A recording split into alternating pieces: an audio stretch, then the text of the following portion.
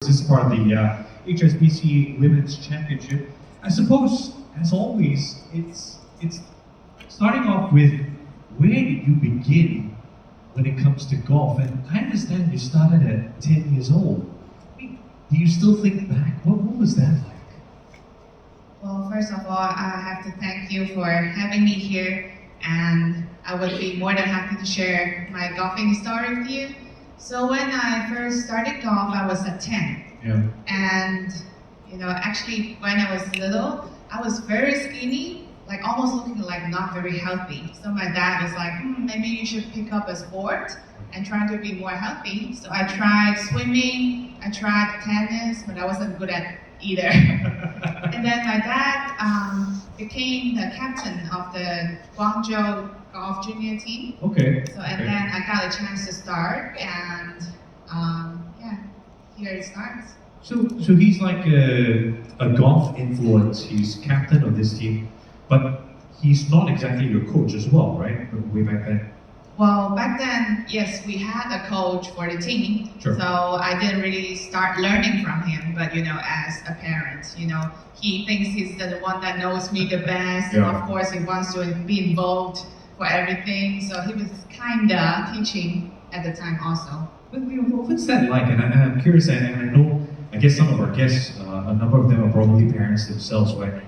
When I was young, when I was about 10 years old, my father wanted me to be a classical pianist. So he sent me to piano school over and over, and I hated it. I became the worst piano player in the world. Did you go through that where golf is concerned? How did you change that into a love or a passion? Well, actually the first time when I had the golf club in my hand, I tried the swing, and then the golf coach told me that, maybe you've got some talent. Oh, okay. And I don't know that if she was, I didn't know if she was lying or not, but that gave me confidence. So I started playing, and then I actually got to fall in love with the sport. Yeah, because after 1 year, I attended a national championship in China. Well, and then there weren't too many competitors, so there were only 4 of us in that age group. So I only had to beat 1 to become top 3 in the country. Okay. And in the end, I beat 2, so I was second, And then I was second, and then I went back to school. I told my teachers and I told my classmates, I said, I finished second in the country. Yeah. Everybody was so proud, so envious. Wow, you're so good. Yeah. And that really gave me a lot of confidence. And after that, I really found out,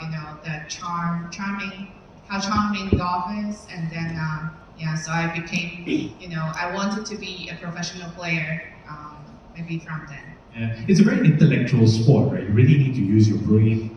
It's more than just, my father used to tell me, golf stands for game of little force. But I bet that coach that said that you had talent, when you became world number 1, she probably said, 你看我懂，他10岁我已经懂他会做冠军的。Let's talk a little bit about your weight loss. I know that you've talked about it in previous interviews, and I like how when you talk about it, you say it with a smile. What does that mean for you? Was it a goal or just a way of life that you wanted? Well, when I was playing, I think still now I'm kind of like a lazy person. So, when I was playing, I actually didn't do fitness. Yeah. But most of the players, yes, they did, but I didn't. So I chose to be a happy person, happy on the course and happy off the course. Right. So, on the course, very stressful, right? And off the course, I really enjoyed good food. Just like coming to Singapore every time, I would eat chili crab all the time and chicken rice. And, I just enjoy the good food. But after I eat, I don't want to move. And then Nobody does. I didn't lay down, and without the working out, and yes, and my weight was going up like higher and higher. But I didn't mind because my trophy, the numbers, the trophies were going up together. So, why do I need to change? Yeah. So I was really enjoying and focusing on how to become a good golfer. Right. So I didn't really pay attention to, how I was looking like. But after, let's say, maybe My last year was 2021, right, on the tour. Yeah. And before I retired, and I was thinking, oh, so what should I do after I retire? And then I was like, maybe it's time to lose some weight, just for my health. It's not for looking wise, because I thought I was still cute, right? But I think for my health, I need to start losing some weight. Because after I retire, I want to do something else, and I want to make sure that I'm healthy enough to do it. Yeah, so I made a plan. I wanted to lose weight. I started from, well, yeah, it was a secret, but I'll tell you guys. It's okay. I started from 210 pounds. Wow. And my goal was to get to 130. So it took me a year, and I finished. So I lost 80 pounds in 1 year. Yeah, but it wasn't that difficult, actually, the process, because I was seeing the changes. Like the first month, I lost like almost 20 pounds, and the second month, I lost maybe another 10 or 15. So after those 30 to 35 pounds different, I mean, you can really tell. Yes. When I looked at the mirror, I'm like, oh, I can finally see, my chin. Or one chin. Yeah, one chin. Yeah. And then, I could finally fit in, maybe the clothes that I really liked. Yeah. And that gave me, that kept me, be like, I want to keep doing it. And then, so it took me a year, but it wasn't that difficult. I've heard stories of people who lose that amount of weight in lesser time. And my point is, when I see them do it, they're unhappy. They're forcing themselves, they're pressuring themselves. And I mean, we live in a world where how you look is very important, right? But for you, apart from the clothes that you try on and you feel good, did you enjoy the process? Do you still eat your chili crab whenever you want to? Well, yeah, I just had a chili crab 2 days ago for lunch, and also I had crab rice noodles at night. So, I've been eating a lot of good food here. Yeah, but talking about what forces me or what forced me to lose weight, it was for my health. So I made that decision for myself. It wasn't because that the others were telling me, oh, now you're too fat, you need to lose weight, because you represent China. This is not what an athlete is supposed to be looking like. It's not about that. I didn't really make any decisions based on the others' comments. It was just, what I wanted to do. And talking about enjoying the process, yes, I did, because, looking at the mirror, I found out, I'm healthier and healthier, I'm prettier and prettier, younger and younger. Yes, of course. I would love to do it. Thanks. Is it the same when you're playing golf? In that I'm not doing it for the pressure or for what people want. I'm competing for me. ShanShan, so I'm competing to be the best that I can be. Was it the same? Yeah, I would say so, because I think that's maybe the way that that makes me can live maybe a little more comfortable. Yeah. Like not ignoring, not really ignoring, but not paying too much attention on, the others, what the others are saying. Yeah. Listen to my heart, to see, to hear what I really want. Yeah, so when I was a player, I really wanted to give my 100% to see, how high I can go. So that was, all what I was thinking like. But now, because this is a little story, because now I'm a mom. Yeah. So I actually paid more attention on how to become a good mom and also balance, between the family and my career. Yeah. But it's also priorities in life, right? As we sort of reach different stages, we have to prioritize and sort of change our perception a little bit. I've always found it quite amazing when a professional athlete can say, yeah, I'm doing this for myself, I'm focusing on this moment. I do compete a little bit, and my sport is slightly different. I do boxing. But I find it very hard to shut out all the noise.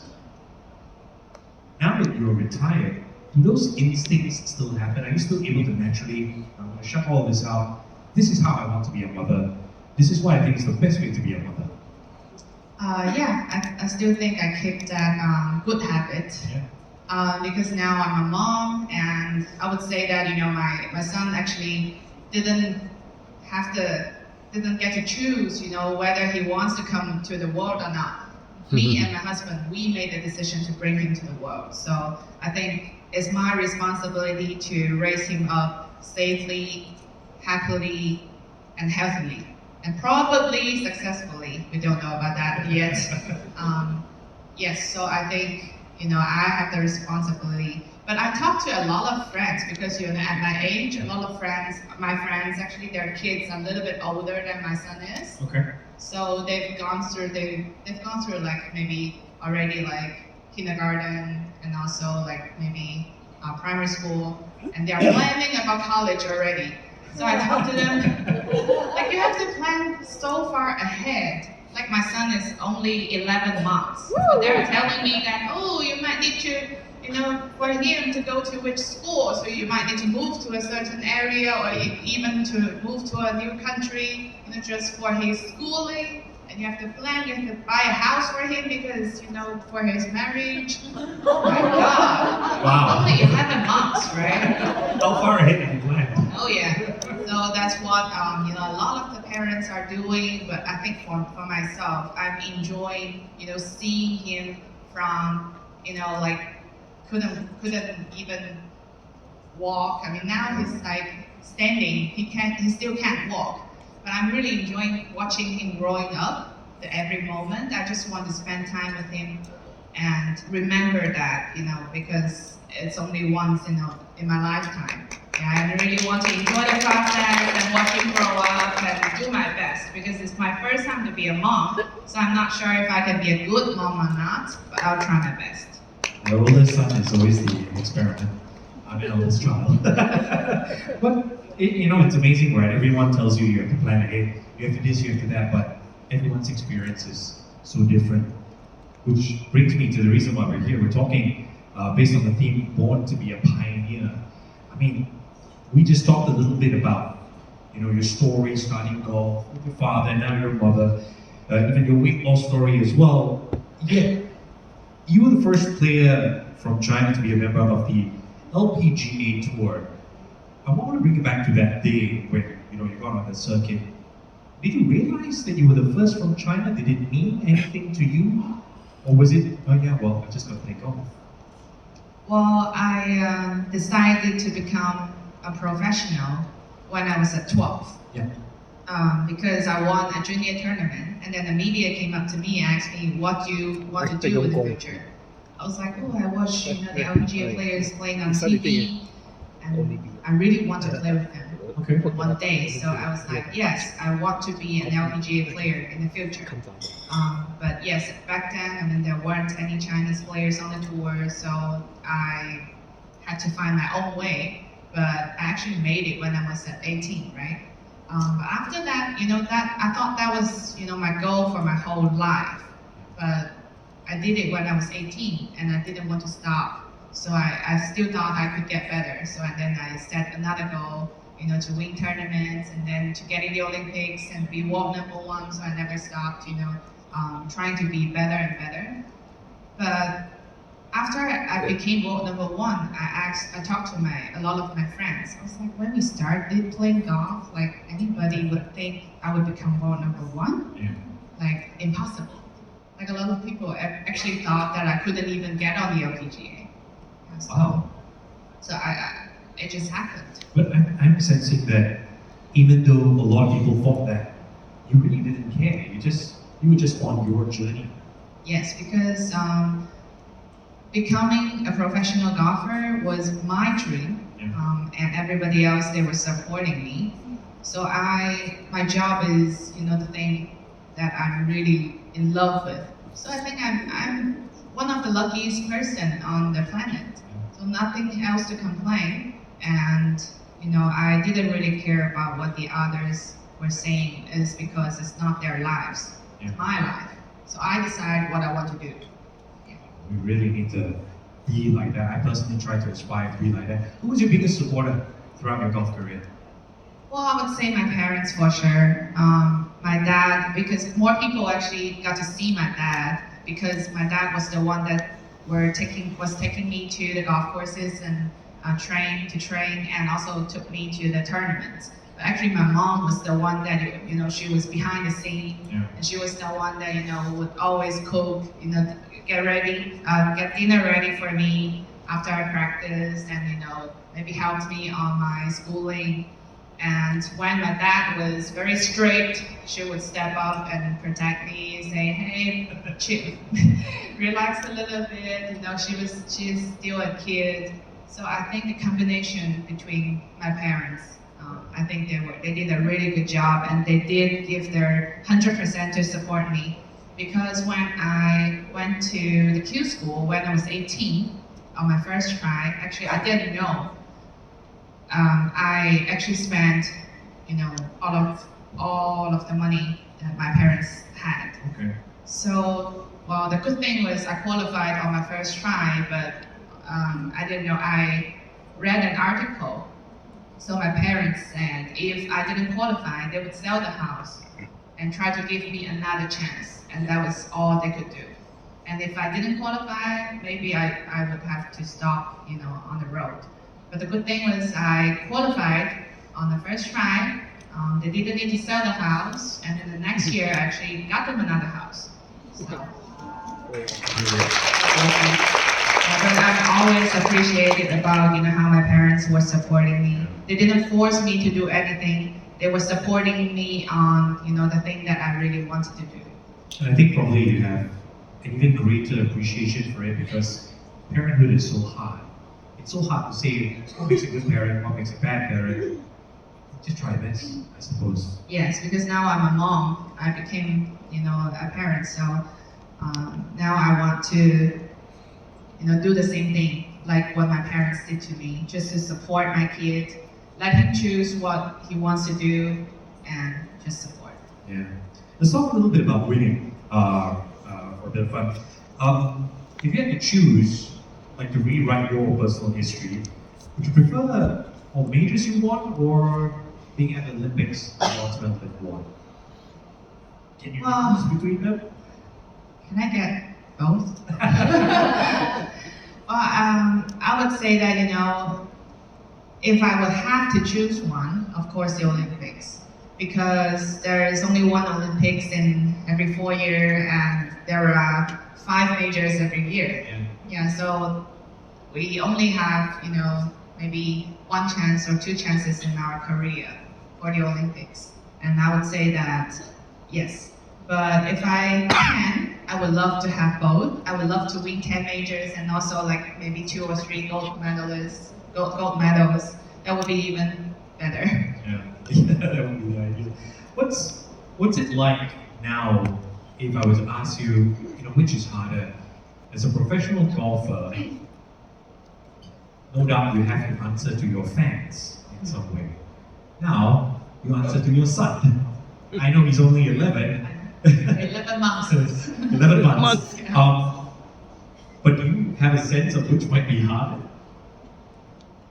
Well, I think being a mom is harder. Yeah. Yeah, even though this is just a start. But like I said earlier, because I made the decision to bring him to the world, so I will have to take care of him.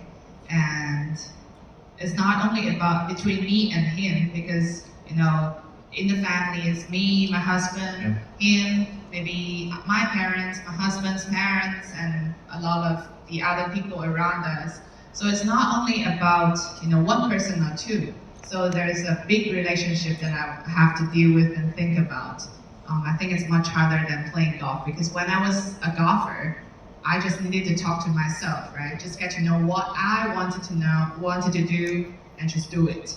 But now I would have to listen to my son, even though sometimes maybe the thing he wants to do, but maybe I don't think so. I have like different opinions, but I will have to try to listen to him and let him make the decision. I think it's much tougher. Yeah, and that brings me to the question of sort of putting you in your father's shoes when you were 10. Obviously, your son's only 11 months old, so it's a little bit too early to say. But if, let's say, a couple years down the road, he chooses to get into golf by his own choice, and now, by then, you would have already had a bit more experience, even more experience, working with younger golfers. Yes. How does that situation look? Would you want to coach your own son? No. No chance. Because I have a lot of friends and athletes friends, right? And also a lot of them, after they retire, they become coaches, and a lot of them actually their kids started to play golf. Yeah, but a lot of them came to me. It's like, oh, can you teach my son? I said, why don't you teach them yourself? They're like, no, I can't. It's a lot of arguing, and my kid is not listening to me. Like, even though I'm the pro, but he doesn't listen to me. You're just mom to him. Yeah, so I think, no, I won't teach him, and I won't force him to play golf also, because I think being my son, if he plays golf, there will be a lot of pressure. A lot of people will pay attention to him, and if he plays well, people think, yeah, he's supposed to play well. Yeah. If he's not as good, and they'll be like, oh, why he's not good? He's ShanShan Feng's son. So I don't want him to go through that. But if he really likes it, yes, he will have to face all these, and I'll be there on the side supporting him, but not coaching him. Yeah, I think it would be probably more fun to enjoy playing with him over a weekend as opposed to being a coach.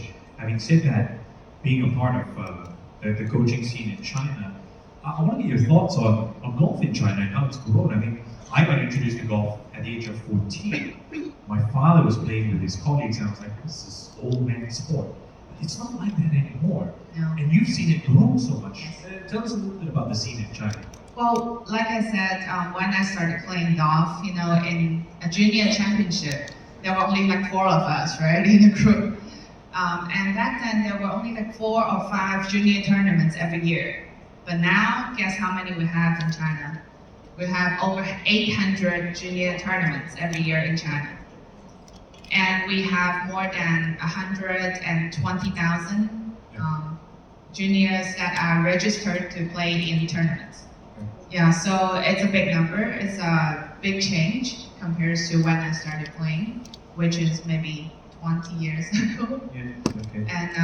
And there are a lot of, if you go to a driving range, you actually see maybe even more juniors or more younger people than maybe like our parents' age people. So I think golf has become more like a lifestyle. It's part of the life. Yeah, it's not only like a sport itself. And I think it's a good change. There are a lot more Chinese people playing, and we can see that there are a lot more Chinese top golfers. Because like Hao Tongli just won on the European Tour again a couple weeks ago. Ronin Yin became world number 1 when she was only 20, and now she's still like in the top 3 in the world. And Xi Yulin, she got a bronze medal at the Paris Olympics. Yeah, and there are a lot more new talents coming out. So I'm very happy to see the changes. And I think Chinese can play good golf, and I'm pretty sure that China is going to become one of the strongest countries in the world in the golf industry. Yeah, absolutely. And working with younger golfers right now, and you talk about those numbers, that's also pressure that comes with it. What would you tell a younger golfer when they've had to deal with that sort of pressure, that sort of stress? Perhaps someone who's like you, wanting to strive into the top 10 and strive to be number 1. What do you tell them? I'll tell them, we're human beings. We're not machines, so we're going to make mistakes. Yeah, so, when you make mistakes, it's okay. Forget it, and, it's okay, because a lot of people, they'll be like, I want to be perfect. But golf is not a game of perfection.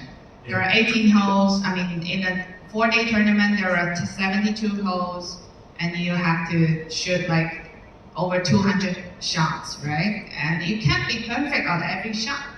It's an emotional game. Yeah. I tee off, and it goes, oh wow. And then after that it just goes downhill and I come back and it's like, It was called it's about you kind of hockey. he's such an emotional name. Yeah, but when you look at the sports, but if you check the scores, I mean, how many bogey-free runs Yes. are there? There are not many. So allow yourself to make mistakes. You know, it's normal. It's fine. Just a couple more questions before we wrap up, and this next one is a bit of a fun one. ShanShan felt aside that a lot of people don't know you are an avid gamer. Gamer. Yes. Tell us a bit about this. I mean, is Game. it a guilty pleasure? Is it something to distress? Has it been years as a game? Well, I started playing games, I think, before I turned pro. Right. Yeah, so I really love playing games because I think, you know, it's fun. And, you know, after I started playing golf, you know, I spent a lot of time, other than schooling, I would have to spend most of my time practicing and traveling and playing tournaments. So, you know, physically and mentally, I would be very tired and I didn't want to get out of the hotel room, so Yeah. just staying indoor. And so what can I do? Yes, then I play a lot of games. Yeah, and I think that was one of the ways for me to release my pressure also. Yeah, so I kept that habit, and yeah, now I'm still, after I retired, now I have more time for gaming too. I'm very happy about it. Gosh, would you ever be a competitive, like an e-gamer type of thing? Yeah, but I'm not that good, but I'm competitive for sure. Oh, for sure. What would it take, hypothetically, what would it take to get you out of retirement? You mean to play Play tournaments golf. again? I don't think it's gonna happen. Yeah, because I made the decision actually when I was 18. I qualified for the LPGA Tour, right? So I gave myself 10 years. I set a plan. I was like, I would be a professional for 10 years, and in these 10 years, I would give my 100% and try to be, you know, the best ShanShan as a player. And after the 10 years, of course, because of the Olympics, so I extended it for 4 more years. So after 14 or 15 years as a pro, and then I decided to retire because I didn't think I could get better again because I was already 31 or 32. So my body wasn't really allowing me to play even better or get to the next level. And I said to myself, yes, this is it. You gave your 100%, and that was it. Now I look back to my career, I give myself 100 points. Brilliant. And I think it's good, right? Because you've already set that goal, so when you reach there, you're at peace with yourself. Just the final question, and I must admit this is a very personal question. I've always I'm married. I've always so am I. But I've always wanted to ask this question to a top competitor. What is it like to be world number one? Well, at the time when I was the world number one, of course, I was the top ranked player in the world, right? But I actually didn't think I was the best player in the world at the time. It was just, you know, the way of calculating the points. I mean, yes, I was number one in the rank, but I still think, you know, for putting, or for distance-wise, for green select regulations-wise, and mentally wise, I wasn't the best. Was there a time where you knew you were the best, even though you were not world number one? No, I could be the best maybe in a certain area, Okay. but I couldn't be the best in all of the areas, right? And golf is a game about having like the whole package. Yeah, so I was always focusing on how to improve myself. So even though when I was the world number one, I still thought that I could be better. So I still could, you know, maybe make a couple more putts in every round or hit one more green on this round. So that was all I was focusing on. So being the world number one didn't stop me from trying to improve. Thank you so much for that. Ladies and gentlemen, ShanShan Feng. Thank you. Yeah, Thank you so much. okay.